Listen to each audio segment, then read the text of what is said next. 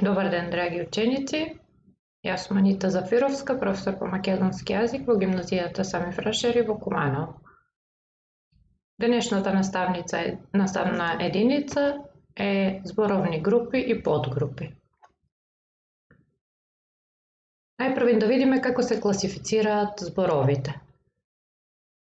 Има три класификации, односно поделби на зборови: значенска или семантичка класификација, формална, односно морфолошка класификација и третата е функционална, односно синтаксичка класификација на зборови. Според првата, значенската класификација, зборовите се делат на 11 групи. И тоа именки, придавки, заменки, броеви, глаголи, прилози, предлози, сврзници, честички, извици и модални зборови. Накратко, по една реченица, значи за сите групи на зборови. Именките се зборови кои означуваат живи суштества, предмети, појави и опредметени дејства. Придавките се зборови со кои се дава некаква карактеристика на предметите, појавите и живите суштества, односно на именките. Заменки, со нив се означуваат или посочуваат лица, предмети и појави. Броевите служат за да искажеме количество на некого или нешто и глаголите означуваат дејство или работа или состојба. Понатаму прилози ја укажуваат околината во која се врши дејството, предлозите искажуваат различни односи меѓу зборовите, сврзниците ги поврзуваат зборовите и речениците, а честичките искажуваат тврдења, одрекувања, истакнувања на нешто или некого, извици служат за да нагласат некакви чувства, за да имитираат звуци, и модалните зборови покажуваат став спрема она за што се зборува.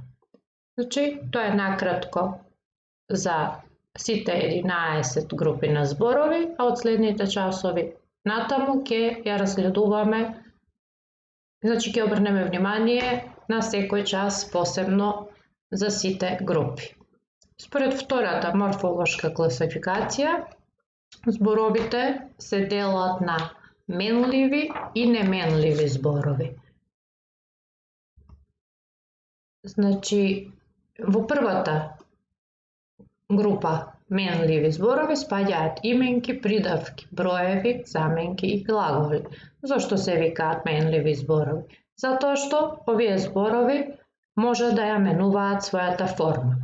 Например, именката книга во множина ќе ја смени формата во книги, ако ја членуваме именката ќе биде книгата и така натаму. Значи, сите менливи зборови, именките, придавките, броеви, заменки, глаголи може да ја менуваат својата форма. За разлика од нив, неменливите зборови и самото име кажува дека не ја менуваат својата форма и тука спаѓаат прилози, предлози, сврзници, извици, честички и модални зборови.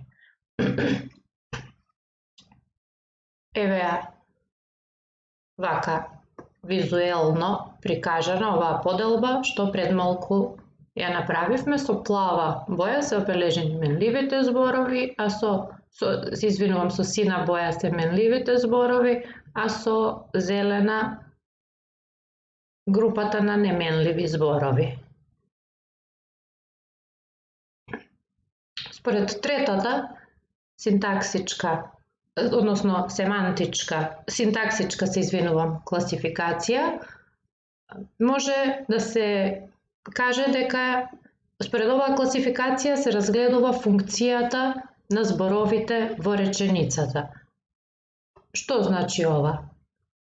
Дека во еден ист збор, односно во една иста реченица, еден ист збор во различна реченица може да има различна функција. Што значи ова? Во една реченица, еден збор може да има функција на подмет, во друга да има функција на предмет, во трета да биде апозиција и така натаму. Како би изгледало тоа во реченица? Например, во реченицата книгата е најдобар другар, книгата во оваа реченица има функција на подмет.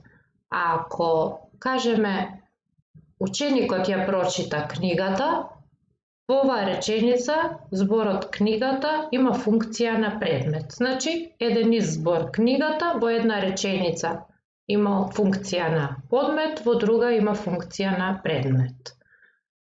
Тоа е накратко, значи, класификација на зборови, односно наставната единица за зборовни групи и подгрупи. Ви благодарам на вниманието и се слушаме, односно се гледаме следниот час. Голем поздрав од мене!